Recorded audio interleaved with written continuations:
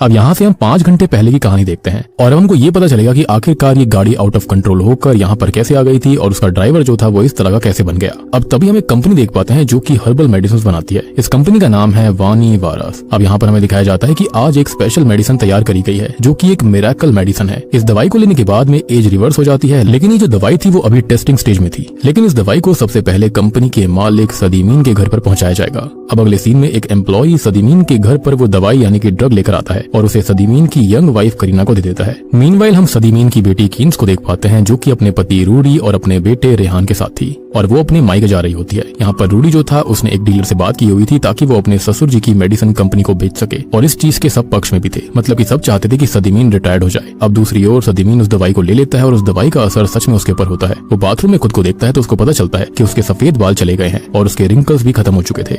यानी कि वो दवाई बनाई ही इसलिए गई थी ताकि वो यहाँ पर जवान हो सके और जो कुछ होने वाला था यानी कि उसकी कंपनी बिकने वाली थी वो ना हो पाए।